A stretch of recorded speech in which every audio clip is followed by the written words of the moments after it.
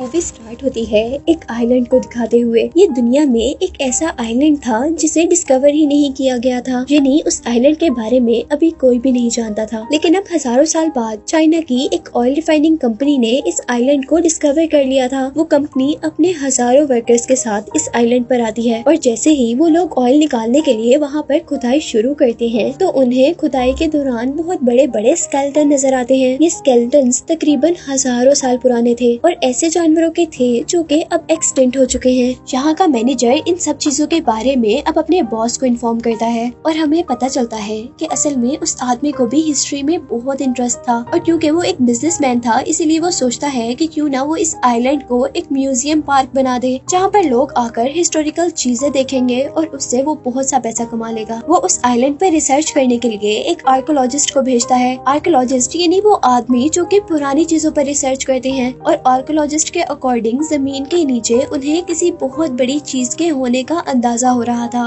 उनको लग रहा था कि जमीन के नीचे कोई जिंदा चीज है जो कि सांस ले रही है। इसीलिए वो सब लोग ये देखने के लिए कि उस जगह के नीचे क्या है उस जगह को ब्लास्ट कर देते हैं और इस जमीन के टूटने के बाद उस जगह से एक बहुत बड़ा स्नेक निकला था। वो एक फीमेल स्नेक थी जो कि बहुत हजारों साल से जमीन के नीचे सो रही थी और अब ये धमाका जो आर्कोलॉजिस्ट ने वहाँ पर किया था उसकी वजह से वो उठ गई थी और इसीलिए वो स्नेक बहुत ज्यादा गुस्से में थी। वो अपने गुस्से में अपनी टेल से सभी वर्कर्स को वहाँ से दूर गिराती है और वो सभी लोग किसी छोटी छोटी डॉल्स की तरह वहाँ से दूर जाकर गिरते हैं। स्नेक वहाँ हर चीज को तबाह करता जा रहा था जिसके नतीजे में बहुत सारे वर्कर्स मर चुके थे और अब इसी दौरान बचे हुए वर्कर्स को यहाँ से किसी और जानवर की आवाज आने लगी थी जिसकी आवाज बहुत ज्यादा तेज थी और इससे उन सब ने अंदाजा लगाया था कि ये जानवर और भी ज्यादा पावरफुल है। और अब अचानक मूवी में हमें उसका बहुत बड़ा सा फुट दिखाया जाता है जहाँ वो अपने बड़े बड़े कदमों के साथ उस जगह पर आ रहा था जहाँ स्नेक था और अपने पाँव के नीचे वर्कर्स को देखकर मार रहा था। और यहाँ हम पर रिवील हुआ था कि असल में ये डायनासोर इन इंसानों को खाने के लिए नहीं आए थे बल्कि ये डायनासोर तो स्नेक से लड़ने के लिए आए थे क्योंकि हजारों साल से डायनासोर्स और स्नेक्स के दरमियान में लड़ाई चल रही थी जिसका अंदाजा हमें इस चीज से भी हुआ था कि इस पूरे आइलैंड पर जितने भी स्केलेटन्स थे वो या तो स्नेक्स के थे या तो डायनासोर के। और हमें पता चला था कि हजारों साल की इस जंग के बाद ये स्नेक अपनी लाइन एज का आखिरी स्नेक था यानी अपनी नस्ल का आखिरी स्नेक था और दूसरी तरफ ये डायनासोर्स भी सिर्फ 2-3 ही थे और आखिर काफी 100 साल बाद जागने के बाद ये डायनासोर और ये स्नेक अपनी इस जंग को खत्म करना चाहते थे। मूवी में यहीं से सीन कट होता है और हमें चाइना में उस ऑयल रिफाइनिंग कंपनी के बॉस को दिखाया जाता है जिसमें वो अपने न्यू आइलैंड की डिस्कवरी के बारे में बता रहे थे। वो सबको बताते हैं कि यहाँ से उन्हें कुछ हिस्टोरिकल चीजें मिली हैं, इसीलिए वो लोग अब उस आइलैंड को एक विजिटिंग पार्क बना रहे हैं। और फिर अब मूवी में हम एक बच्चे को देख रहे थे और उस बच्चे के बारे में हमें पता चला था कि वो बच्चा अपनी लाइफ में होने वाले एक्सीडेंट की वजह से आज तक डरता है और उसी एक्सीडेंट की वजह से उसकी टांग भी फ्रैक्चर है। उस बच्चे की मॉम जिसका नाम काई है उसे न्यू आइलैंड के 2 विजिटिंग टिकट्स देती है और अब नेक्स्ट सीन में हम बहुत से विजिटर्स को उस आइलैंड की तरफ जाते हुए देख रहे थे और उन्हीं विजिटर्स के साथ उसी वैन के अंदर उस आइलैंड के मालिक यानी उस ऑयल कंपनी के बॉस भी थे। तभी रास्ते में काई की विंडो से एक क्रो टकरा जाता है जो कि दिखने में बहुत बड़ा था और काई के साथ साथ सभी लोग उस क्रो को देखकर डर गए थे जबकि वो क्रो विंडो के साथ लगने की वजह से मर चुका था। और विंडो से बाहर देखते हुए काई को एक पहाड़ी के ऊपर से वो स्नेक भी चलता हुआ दिखाई दे रहा था लेकिन वो इतना ज्यादा बड़ा था कि काई को समझ ही नहीं आई थी कि वो क्या चीज है। और उसी दौरान बस के ड्राइवर को अब बड़े बड़े 2 पत्थर आसमान से उनकी तरफ आते हुए नजर आ रहे थे जिससे बचने के लिए अब ड्राइवर दूसरी साइड पर टर्न ले लेता है जिसकी वजह से उनकी बस अब जंगल में चली गई थी और आउट ऑफ कंट्रोल होने की वजह से उसकी बस एक दरख्त से टकरा कर रुक गई थी जिसके बाद सारे विजिटर्स अब उस बस से निकल गए थे।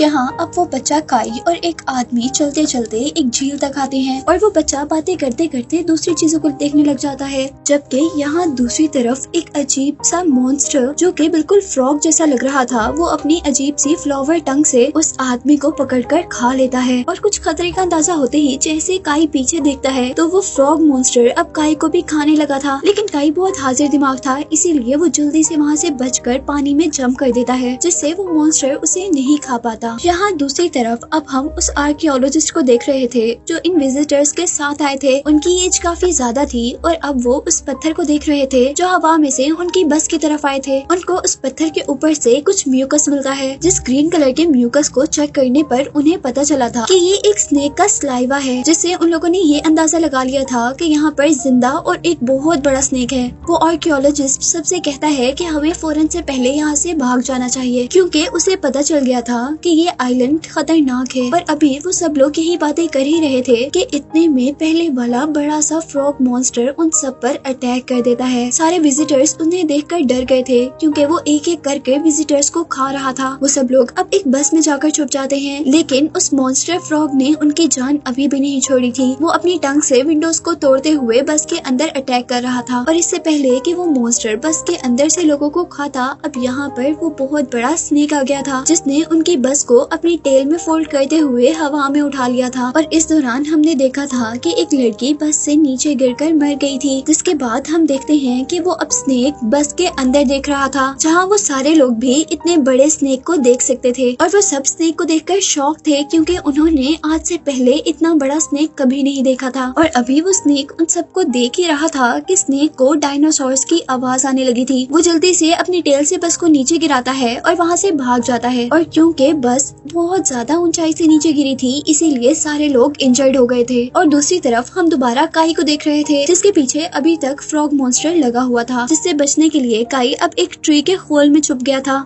और फ्रॉग के उस ट्री को टच करने से वो ट्री घूमता हुआ एक ऐसी जगह पर जाकर गिरता है जहाँ पर उस स्नेक के एग्स थे। और यहाँ हमें उस स्नेक के बारे में ये भी पता चला था कि उस स्नेक को एग देने के लिए 500 साल का एक लंबा टाइम गुजारना पड़ता है। और फिर जब वो एग्स दे देती है तो वो उनकी हिफाजत अपने से ज्यादा करती है। काई जैसे ही अपने कदमों के नीचे देखता है तो उसे कुछ अजीब चीज नजर आ रही थी। असल में वो स्नेक की स्किन थी, जो कि इंजर्ड होने पर कोई भी स्नेक अपने ऊपर से उतार देता है, क्योंकि उनकी बॉडी बहुत जल्दी रीहील हो जाती है और उनको पहली स्किन उतारने से जल्द ही दूसरी स्किन मिल जाती है। और दूसरी स्किन के साथ वो लोग पहले से भी ज्यादा पावरफुल हो जाते हैं। अब काई चलते चलते आगे बढ़ता है, जहाँ पर उसे बहुत बड़े बड़े एग्स नजर आ रहे थे। उसने जिंदगी में कभी इतने बड़े एग्स नहीं देखे थे, इसीलिए वो उन एग्स को देखकर बहुत ज्यादा हैरान था। वो वहाँ पर रखी सभी चीजों को हैरत से देख ही रहा था कि एक बहुत बड़ा डायनासोर वहाँ पर अचानक आ गया था, जिसे देखते ही काई भी बहुत ज्यादा डर गया था और वो उससे बचने के लिए उन बड़े बड़े एग्स के पीछे छुप जाता है। लेकिन यहाँ पर अभी तक डायनासोर ने काई को नहीं देखा था। डायनासोर उस स्नेक का एक एग तोड़ता है